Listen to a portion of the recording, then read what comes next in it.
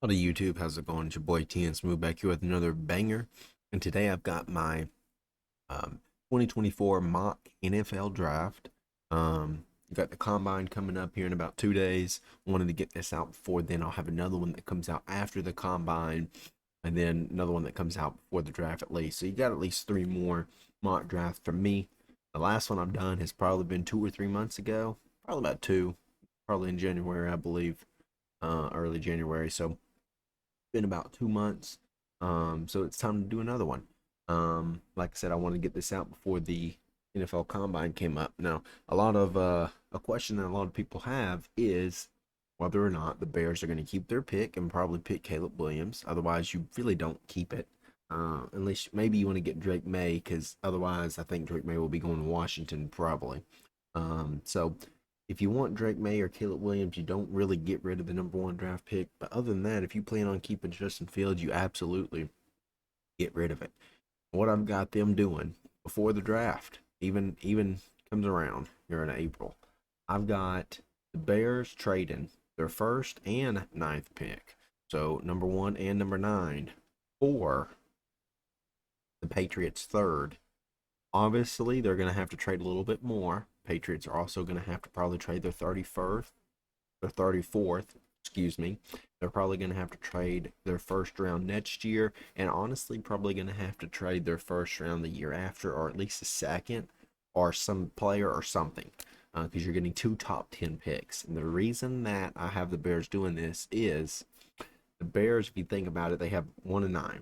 So they could obviously take Caleb Williams. They could take Drake May. They could take anybody they want with the first pick, Marvin Harrison Jr. But if you can get Marvin Harrison Jr. with your third pick, knowing that if the Patriots come up, they're probably going to pick a quarterback. Washington's probably going to pick a quarterback. And then you can still get Marvin Harrison Jr. with your third pick. You still have a 34th pick to pick someone, and you still got a first round next year and a first round the year after. So it really makes, I mean, it makes sense. But then there's also the route of you going here picking a quarterback with your first pick, or trading down just a few picks, still picking, 5 and 9. You could still make it work. But this way, I feel like they still get a top tier guy. You're giving Justin Fields a top tier receiver, and you're still having your second round pick. You still have your first initial, your first year, the year after, and they might even throw in like 136 or 182, just something to make it a little bit more um enticing, because you're basically giving the Patriots Caleb Williams, or who if they want. So we'll do that trade. That trade will be done before the draft, and then we'll move on through. And as you see, Patriots obviously they won't have their second round, they won't have the third, they won't have two first in the year after. It won't let me pick 2026, but that's what it would take to get this trade done. So we're going to start the draft now, and obviously we know at this point in time that the Patriots would draft Caleb Williams, and he would be going to the Patriots. He's always said he doesn't want to go to the Bears. Always says that. So if you are the Bears, why do you even pick him? I feel like there'll be some sort of trick, because why do you even pick a guy that literally says he don't want to play for you? So he might not give his all or whatever, and you don't want to waste your pick and get rid of Justin Fields. It's just a whole ordeal that you don't even want to have to deal with if you can avoid it. So moving to the Commanders. Commanders, they need a quarterback as well. They need some other positions too. They could trade with someone to get Marvin Harrison. They could maybe get Marvin Harrison themselves, but I don't think it's likely. I think they go with Drake May, and then you have two quarterbacks going in the first two picks. They could also go with oh gosh, my brain slipped, but Jaden Daniels. I knew it was Jaden. I don't know why I was thinking of something else, but so moving back on to the Bears now. Now you get your man. You get the guy that you probably really want to put around Justin Fields, and that's Marvin Harrison Jr. So you still find a way for him to come to Chicago, and with that trade there. You have to give up your ninth pick too. I don't even really. They wouldn't even have to give that up. They could trade with the Patriots and just trade for future picks and still keep their number nine. But to trade that and have some future first round picks whenever you don't know how the Patriots will do. You could still have a top 5, top 10 pick with them. with those picks, I think it's probably the best option. But there's definitely some other ways that you can go about that.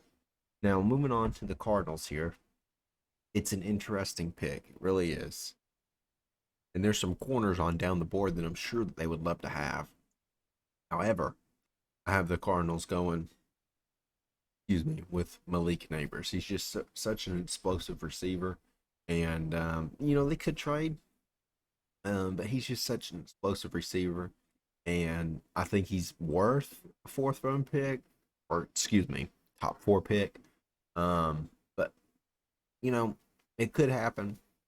I'm hoping for him that it does, although I would like to have him on the Titans. But um, that's who I got ultimately taking Malik Neighbors. Moving on to the Chargers. Chargers are interesting as well. They need a tight end. Here's a tight end right here, ranked top five. Brock Bowers. He's a unmarkable prospect. I'm looking forward to seeing what he does in the combine, if he's even participating in it. But he is absolutely extraordinary. Probably one of the best tight end prospects we've seen in a long time and might ever see. Um, but they also need running back. You look at their running back though. I mean, you look at the running back class, and it's not that strong. You do have, you know, John Harbaugh coming up there. His boy Blake Corum. He obviously ain't gonna take top five pick, but he might take him later on in the draft.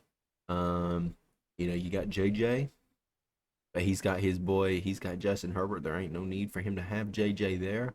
Um, it's interesting what they do, and they need wide receivers as well. You got Rome Odunze right here. He just played him in the excuse me, in the championship. You've got Roman Wilson. That might be a pickup for him later on. I'm not saying he's going to pick all Michigan players, but he's got to help his boys out. Um, you got some good corners.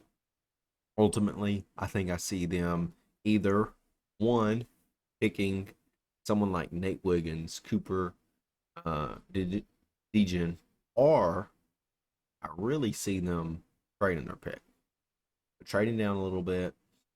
Then, or I mean, they could pick Brock Bowers, but I see them trading their pick a little bit.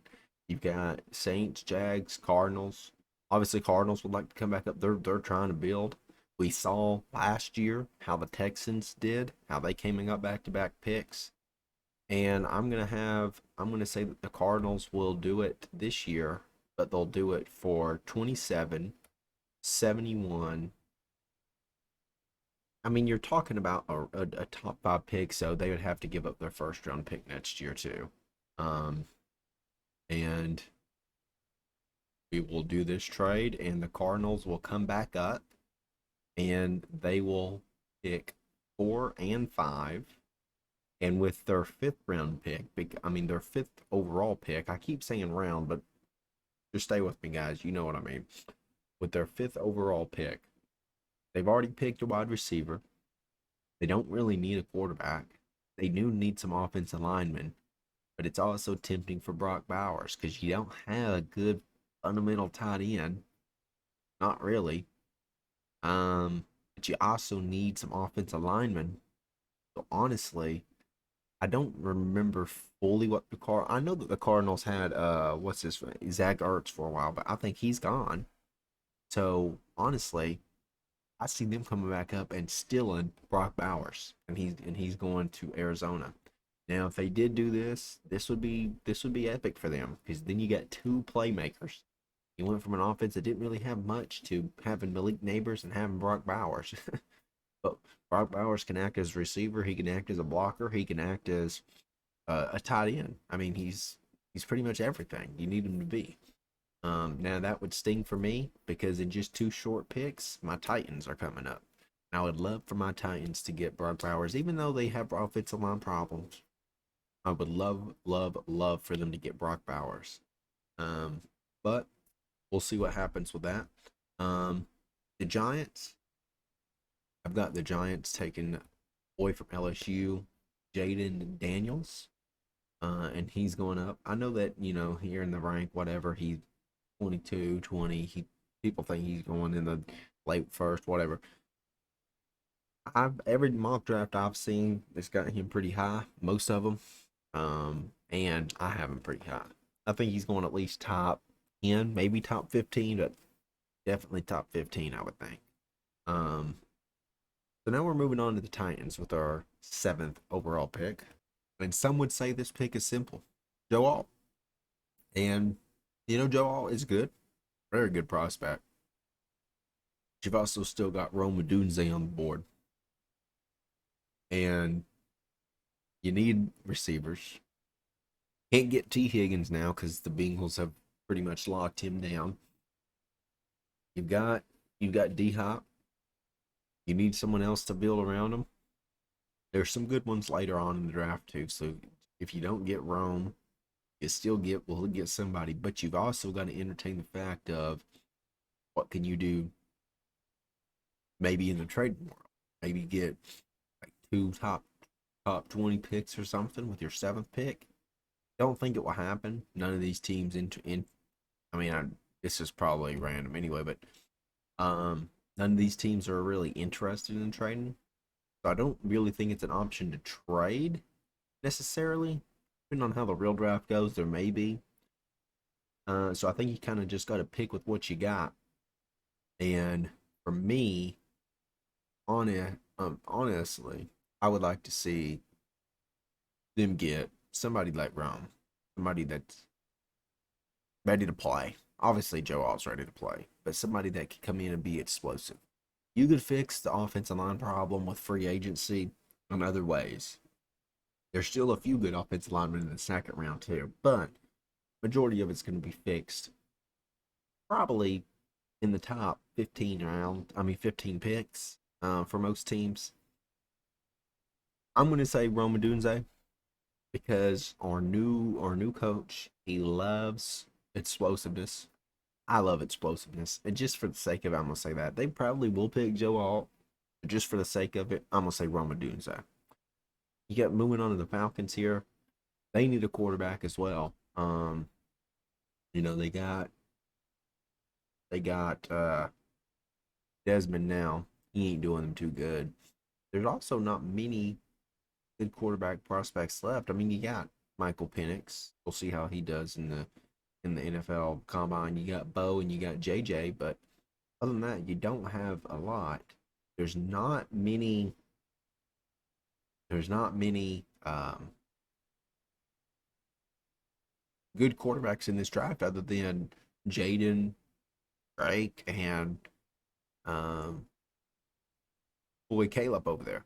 Now, I mean, JJ and Bo and Michael are all good. Michael Pratt's also one to watch. Um, but I think here the Falcons, I think they do trade to the Jets. Jets, as you see, needs a tackle. At this point, you still got Joe Alt left. You're trying to trade up and get him. I say the Falcons will trade, and they will just trade down to two picks.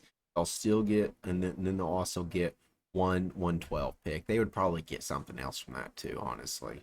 But so you got the Jets coming up, and I see them taking Joe Alt, and then Joe Alt is a Jet from one green to another green.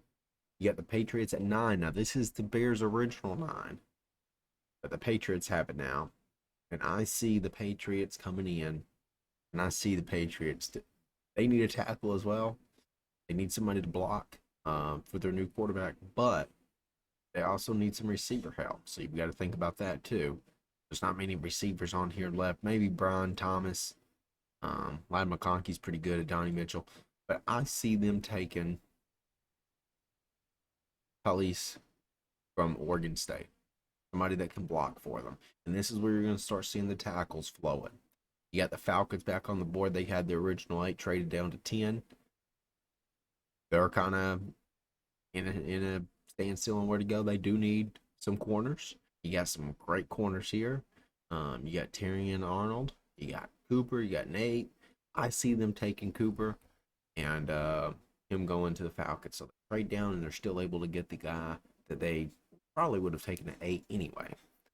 You got you got pick number 11 with the Vikings. Vikings are in a precarious spot. Might not resign Kirk Cousins. We'll see how that goes. Um, Honestly, I see them taking either Brian Murphy or coming in and getting a quarterback because their quarterback's going to be gone probably. And see the quarterback problems they had. But just for the sake of it, they're going to take Brian Murphy. He pick number 11 to the Vikings. You got the Denver Broncos in at number 12, and I see them taking Alice Turner. And I think that would be a very, very good pick for them to get at 12. Not too expensive, and he's a great athlete and a great player. You got the Raiders on the board, of course. You got the Colts down at 15. Might want to trade up. They could work out a trade, but I think that the Raiders are going to keep their pick and that they're going to go and select Nate Wiggins. And I think that will be a good pickup as well. You got 14. You got the New Orleans Saints.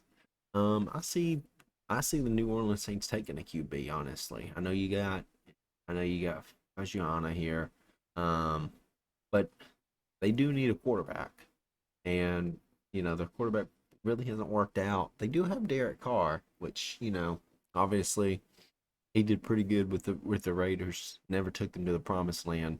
They've got a few people that want to trade up. I think here they could actually work out a trade with the Bengals, and you could see the Bengals trade up here. And I think you've got to give a little bit more than that, maybe the 80th and the 4th for the 14th. I think that will be pretty good, and then the Bengals will work their way up and trade for the 14th pick. With the Bengals up, they need a tackle as well. They'll obviously take Fagiana. They've had an offensive line problem for years, and that will definitely help them work at least some of it out. Then you got the Indianapolis Colts. They need some wide receiver help, and there is some good wide receivers still left. And I see the Colts taking Brian Thomas. The Colts might actually need a wide receiver more than some people think, especially with losing Michael Pittman if they do lose him, which kind of is expected at this point. So we'll see. Now, as for the good old Seattle Seahawks, I see them taking one or two players here, and that would either be Gerard Verse or Jackson Powers Johnson. I see them actually sticking out and taking Jackson Powers Johnson. You got boy from Oregon over there, him staying on the West Coast. Um, he's went up the ranks. I mean, he was in the top 50, 60 actually, and then he's worked his way all the way up to the top 20s now. So he's definitely. I don't know too much about him, but I do know that this is progress for the most part. His overall grade. But I mean, you look at Gerard Verse, he's also a very good athlete as well. So either way, they would be working out there. It's just they wouldn't have the, the elite um, playmaker basically. Like Gerard Verse could turn into a playmaker, and Jackson, JPJ, he could, but you don't see it as much from the center position. We were lucky to see Jason Kelsey for as long as we did, but typically you don't see it like that. And then that makes it real simple for the Saints here. Correction, the Jags come in and they take Gerard Verse, and he also gets to stay on the East Coast in Florida. You got the New Orleans Saints back on the board again. I honestly see them taking J.C. Latham, tackle from the Alabama Crimson Tide, and I think he would do good as well in New Orleans. Then you got the Rams coming up on the board here. They obviously they could use some defensive help. They could use some offensive help. A little bit of everything. They don't really need a quarterback. I mean, they still got Matthew Stafford for now. It would be good to take a quarterback in and already start developing them, and that is something they may do. But I've got them taking Terran Arnold from Alabama. Then you've got Mitchell here, who's fallen, and he's a really good athlete, really good prospect. Um, and I don't think he falls too much more because I think that the Bird Steelers will select him with their 20th pick there. Then you got 21st, you got the Miami Dolphins. They're looking for an offensive lineman, looking for a tight end, and they've not really had a solid tight end in a good minute. There's not many more solid tight ends. This tight end class is not the greatest, but you did have Brock Bowers in it, who basically made this class what it is. Um, Jatavian Sanders is decent. Honestly, here I say that the Miami Dolphins trade. Don't really know who would trade. You know, potentially you might have um someone like the Lions, someone who's actually still they're still trying to compete. They might try to come up and trade up here, and we'll actually make that happen. And then the Lions, I've got them taking Kool-Aid McKinstry. He's still on the board right here. You have no doubt you have to take him. So then Kool-Aid McKinstry will be going to the Lions, and that actually works out pretty good. They needed the corner. They get a solid corner with Kool-Aid there. I think that would work out awesome for them. Um, as for the Eagles obviously they need some receivers, and I see them taking. You have Lad McConkey, you have Donnie Mitchell, you have some good receivers on here. I've seen the Eagles taking him for a while, and I'm going to continue to say that the Eagles take him. I see the Eagles taking Xavier Worthy from Texas. Then you got Houston on the board. They also need a receiver, tight end. But you've got two on here. You can't pass him up. Um, Whoever, really, there's not many more teams who needs an edge rusher. But I see the Texans taking Troy Franklin from Oregon. Um, and I know I've said a few times there that they were going to take um, Mika Becca from Ohio State, and that still could be a possibility with CJ Stroud there. He already has the connection. Now you got the Bills wanting to make a trade with the Cowboys. Cowboys like to find their own guys, but you've also got Jermaine Newton on the board, and I say that the Cowboys will take him and make him a Cowboy. Ignore that trade offer. 25th, you got the Green Bay Packers. They need a tackle. You've got three outstanding tackles here, but I think that ultimately they'll go with Amarius Mims. And then the Bucks got them taking Latu. You got an edge rusher. You need an edge rusher. You got to take him. He's at this point he would have slipped because he's projected to go like top 18. So he would have slipped a little bit here. But I think you've got to pick him there with that pick that you got. Now, as for the Los Angeles Chargers back on the board again, it's coming up on. You could see JJ sitting there. I don't think they'll take him. They might take him second, third, fourth round later on in the draft if he's still there, which he probably won't be. But if he is, just because of his connection with John and I mean with Jim and all that, um, I think that the Chargers, honestly, I mean they do need some receivers, but at this point in the draft, there's not too many great ones left. Get Roman. I don't think they take Roman inside the first round. Uh, Devontae, he's actually really good, and I know he's pretty low here, but he's actually pretty good. Jalen Polk, McMillan, you got some good receivers here. Jermaine Burton, you got Kean Coleman. At this point, I think I see the Chargers taking a receiver, honestly.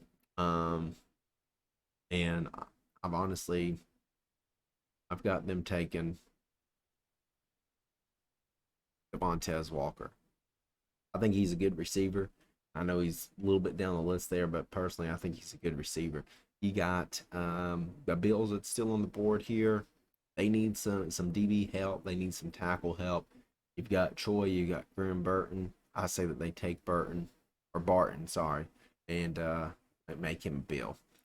You've got the Miami Dolphins still on the board here. They take the last remaining tackle, and bring him into Miami. You've got the Ravens. Ravens are looking for a receiver as well. They're also looking for a corner. Luckily for them, you got Enos Rakestraw, and I see him going and becoming a Raven. Then you got the final two picks here. You got the 49ers and the Chiefs. As for the 49ers, they need some corner help. I don't. You got TJ Tampa, who's pretty decent prospect. Um, you've got Kamari. I've had him in the first round a few times in some of my drafts. Um, but honestly, I see them taking a corner, but who that corner is still a mystery. You got TJ, you got Kamari, and then Chris. I've seen him do a few things in the regular season. Kalen, DJ, all pretty good. Ultimately, I think they'd go with Kamari in that Georgia defense. He's obviously learned a lot, and I see him going and becoming a 49er. And then as for the Chiefs, I see them going. You got a few options here. You got Jermaine Burton. I've also seen they might get Justin Jefferson, which if that is true, they won't even need a receiver here. Totally different option. But if that does not happen, you've got Lad McConkey, who could be good for your offense. Ken Coleman, Roman Wilson, Jermaine Burton. You got quite a few. But I see them going with speed, and I see them going with Jalen Polk. And he'll be going in the first round to the Kansas City Chiefs there. And probably winning his first Super Bowl. So let me know what you think down in the comments. Make sure to like and subscribe, and I'll see you guys in the next one.